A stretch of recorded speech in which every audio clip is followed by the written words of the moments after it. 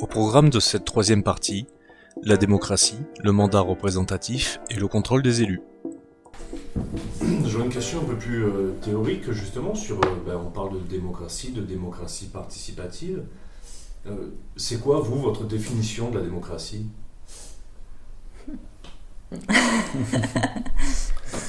Moi, c'est ce que je disais, c'était un peu mon moteur de pourquoi je me suis engagée en politique. On se rend compte que ceux qui décident, ils ne sont pas représentatifs de la population.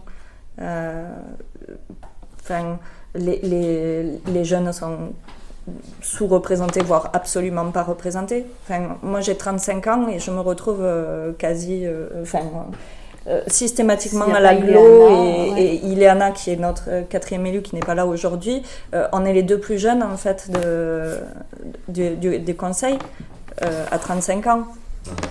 Et du coup, en fait, la voix des jeunes est pas représentée, la voix des femmes très peu aussi. Oui, il y a la loi NOTRe qui impose de la parité, sur les listes, c'est un homme, une femme, un homme, une femme, un homme, une femme, mais souvent un homme en premier. Et du coup, les postes de responsabilité, c'est souvent des hommes qui les occupent. À l'agglomération, même si c'est un homme, une femme, un homme, une femme, un homme, une femme, on n'a que... je crois que j'avais fait le calcul, je me rappelle plus, mais dans les vice-présidentes, c'est clairement pas 50%, je crois que c'est 20% de femmes. Donc voilà. Et on avait fait dans le temps de parole aussi. Dans le temps de parole, faut juste pas regarder, ça fait pleurer. Dans le nombre, rien que le nombre de notes qui sont présentées par des hommes ou par des femmes, la séparation, les femmes qui font les notes petite enfance et gestion du personnel, et les hommes qui font le budget, les travaux, les trucs virils, quoi. Et voilà, pour moi, parce que, pardon, je digresse, mais la démocratie, c'est au peuple le peuple doit avoir le pouvoir, mais tout le peuple, et dans toute sa diversité. Alors j'essaye un petit peu, en représentant la jeunesse et la féminité, même si je suis pas... D'ailleurs, Audace Citoyen, nous sommes quand même, grâce à ton départ, 3 femmes, 1 homme, dont les 2 plus jeunes femmes. Alors quand même, c'est... La démocratie, de toute façon, c'est redonner, c'est donner le pouvoir aux citoyens de gérer leur quotidien. Mais la démocratie s'arrête pas au jour de l'élection. Voilà. La démocratie, elle doit intervenir en permanence. Et surtout pas dire on a élu une personne pour 6 ans et pendant 6 ans elle fait ce qu'elle veut, quoi. Voilà. Le problème il est là et ça entraîne un problème démocratique qui est de plus en plus d'abstention, et qu'aujourd'hui on a des élus qui sont élus avec 15 ou 16% de la population et qui ont tous les pouvoirs, quoi. C'est le cas aux dernières élections ici à Rodez. C'est le cas, oui, je crois qu'on a fait le calcul, on était entre 16 et 18, je sais plus exactement, mais voilà, on s'aperçoit que pendant 6 ans, il a tous les pouvoirs, il dépense l'argent comme bon lui semble, parce qu'il a été élu par une très petite partie de la population. Et je pense que la démocratie, c'est redonner la possibilité à la population de dire oui ou non. Alors oui, on a élu un élu sur un programme, mais non, là on n'est pas d'accord, il ne respecte pas ce qu'il a dit. Non, là on n'est pas d'accord parce que dans 5 ans, la situation a changé. Peut-être que quand il a été élu en 2008, avoir un bâtiment tout en verre, c'était une bonne chose. Aujourd'hui, ça ne l'est plus. C'est ce genre de choses qu'il faut redonner à la population. Et je pense que pour ça, il faut reformer la population, parce qu'aujourd'hui, moi, j'ai été intéressé par mes cours d'éducation civique, mais aujourd'hui, ça n'existe plus. On n'a plus ces cours-là où on apprenait qu'est-ce qu'est un président. Si, on emmène les élèves dans les conseils municipaux, voir... on leur a... c'est dans les programmes, ils le voient, ils l'apprennent. Je pense que la formation initiale, elle y est toujours. Mais le problème, c'est que dès qu'on arrête l'école, ça s'arrête. Et c'est une formation qui devrait être au long cours, tout au long de la vie. Et puis, au-delà de la formation... faut générer un intérêt. Quand je vois les manifestations qu'il y a eu par rapport aux retraites, avec des millions de gens dans la rue pendant des dizaines de jours, et qu'au final, ça ne sert à rien, ça dégoûte les gens, en fait. Alors ça, c'est à l'échelon national. Les gens, ils se disent, en fait, qu'est-ce que je peux faire ? Quel moyen d'action est-ce qu'il me reste ? En fait, ça sert à rien. Je perds du salaire en allant sur une manifestation pour faire valoir mes droits, faire entendre mon point de vue, et puis juste on s'assoit dessus. Le référendum de 2005 sur l'Europe, où on s'assoit sur le résultat, et au niveau, à l'échelon local, c'est pareil. Quand il y a des dizaines de parents qui se mobilisent par rapport à la fermeture d'une école, et qu'ils ne sont pas entendus, ils sont rabaissés, et que menacés, et qu'on passe outre et qu'on ferme quand même, tout ça, c'est des petites choses qui... petites, non, c'est des choses énormes qui dégoûtent les gens et qui les éloignent de la politique, quoi. Puis en rajoutant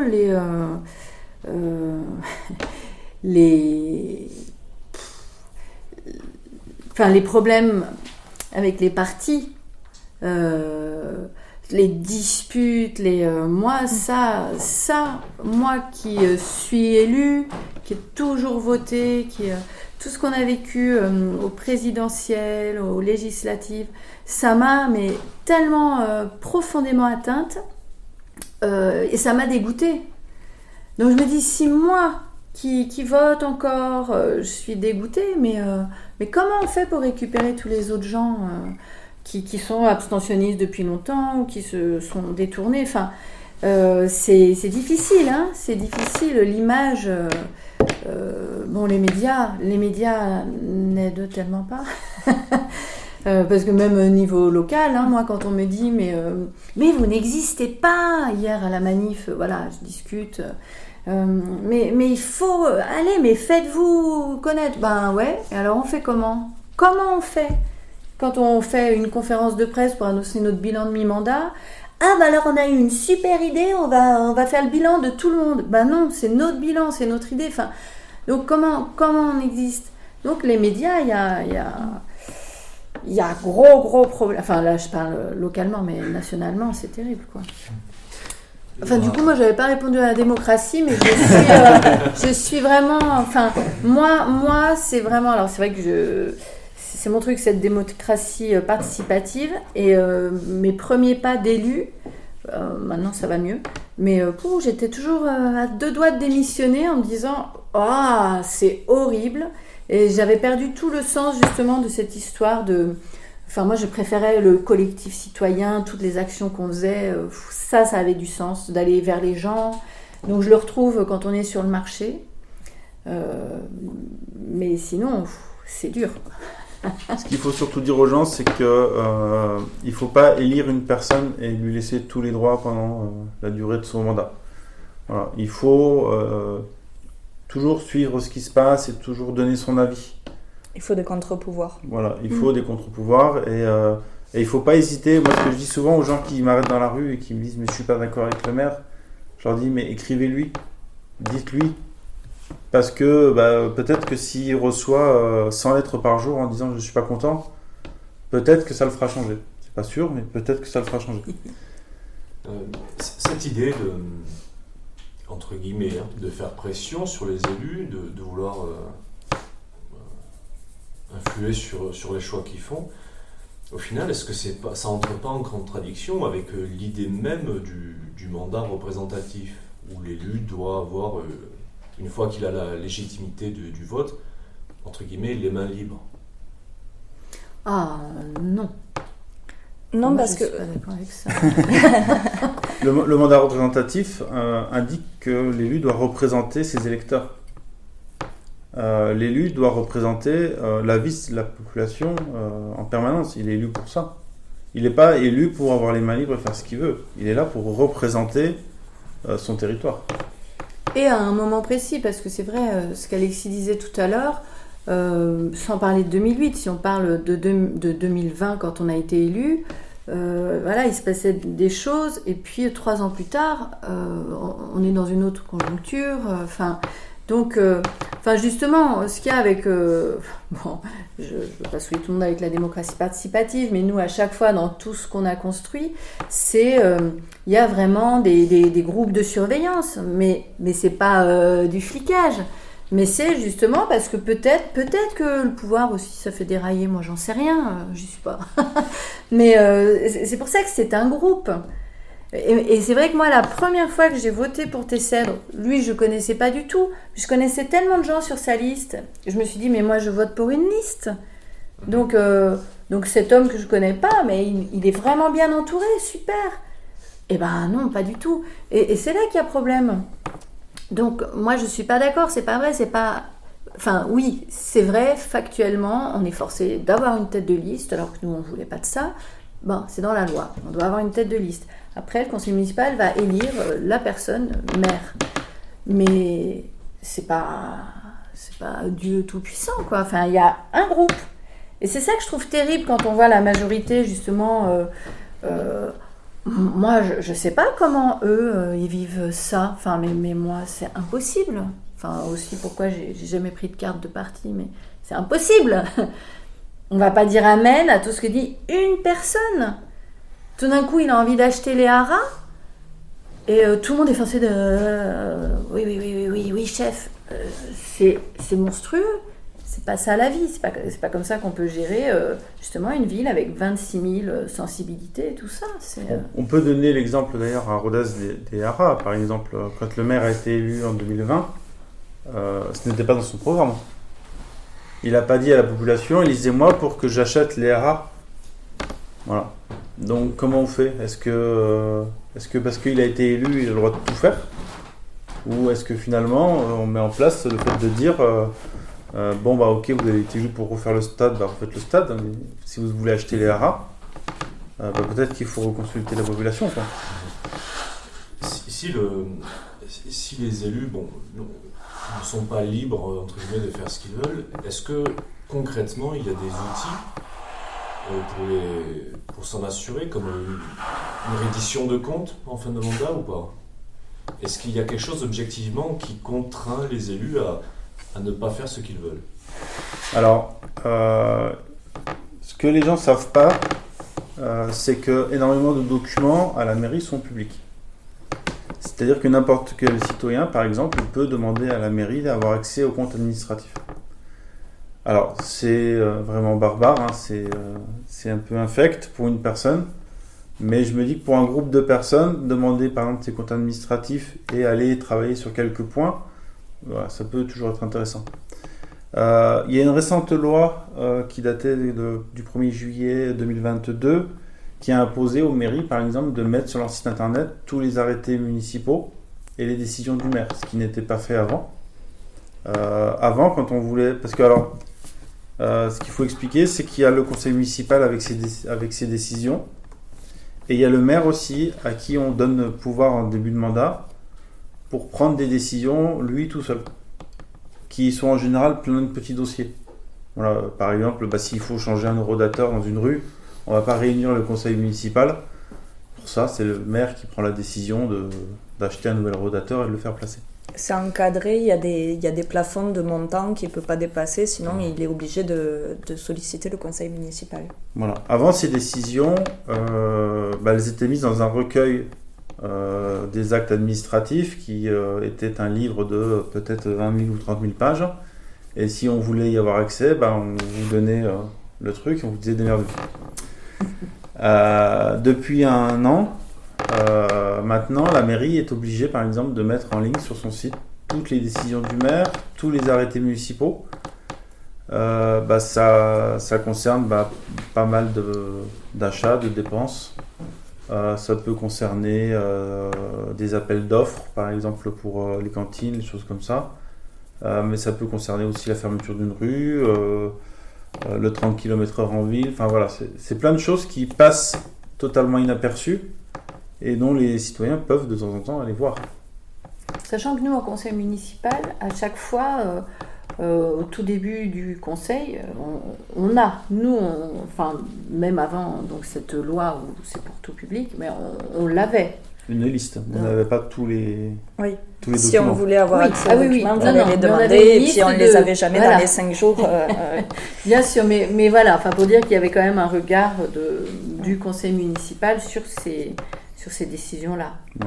Après, il y a des organismes indépendants, comme la CADA dont on a parlé. C'est-à-dire que si la mairie ne donne pas suite pour fournir un arrêté municipal, par exemple, eh bien, le citoyen peut écrire à la CADA. C'est très simple. On va sur le site de la CADA, il y a un formulaire à remplir. Et après, c'est la CADA qui écrit au maire en disant que vous êtes prié de le faire. Autrement, ça peut aller plus loin. Puis il y a la Cour des comptes aussi qui regarde par rapport aux dépenses, à la gestion financière de la ville. La Cour des comptes regarde et peut être saisie si n'importe quel citoyen a l'impression qu'il y a eu magouille sur un dossier ou un autre, il peut saisir la Cour des comptes pour demander qu'ils aillent enquêter. Bon, après, c'est pas... Ils n'ont pas non plus les moyens de faire toutes les enquêtes et hyper exhaustivement, mais ça peut être un moyen de contrôle sur la gestion d'une municipalité. C'est déjà arrivé. La saisie de ces instances-là fonctionne. À ma connaissance, à Rodez, non. Après, la Cour des comptes fait périodiquement, aléatoirement des contrôles d'elle-même, quoi. Après, on ne peut pas trop le savoir parce que la Cour des comptes, elle va venir faire un contrôle sur un point, mais elle ne va pas dire je fais le contrôle parce que j'ai été saisi par un citoyen. Donc on ne sait pas forcément si c'est le cas ou pas. Quoi. Après, il y a aussi la préfecture, la préfecture qui a un contrôle de légalité de tout ce qui est fait en mairie, peut être saisie par n'importe quel citoyen. Si on a un doute sur une note, sur quelque chose, on peut très bien saisir la préfecture en disant est-ce que c'est possible de revérifier au regard de nouveaux éléments qu'on apporte. Voilà. Et après, Parce que c'est pas forcément systématiquement fait le contrôle de légalité, parce que en fait la préfecture reçoit, il y a 300 communes en Aveyron il me semble, donc 300 fois 50 notes de tous les conseils municipaux, de tout l'Aveyron, multiplié par le nombre de conseils qu'il y a dans une année, ils peuvent pas éplucher chacune des notes et aller vérifier si tout est légal, quoi. Alors des fois c'est l'inverse. C'est le maire qui va leur dire « Regardez ça », parce que alors moi j'ai accepté, mais... et on s'est fait retoquer un truc comme ça. Et après, en recours ultime, il y a le tribunal administratif. Là, pour un citoyen seul, c'est beaucoup plus complexe, mais on a des exemples en Aveyron de regroupements de citoyens qui ont saisi des tribunaux administratifs pour certains sujets. Mais notamment pour le parc des expos. Notamment pour le parc des expos, pour la cascade de Salle-la-Source. Voilà, on a... Donc c'est vraiment le recours ultime, quoi. Et avec quel débouché? Et le parc des expos, c'est pas... c'est tout un faisceau de choses qui ont fait que ça a capoté, mais je pense que les plaintes qu'il y a eu au tribunal administratif ont participé de ça. Le tribunal administratif peut déclarer une décision illégitime et peut casser un permis de construire, peut casser un marché public avec une entreprise, il y a des choses possibles.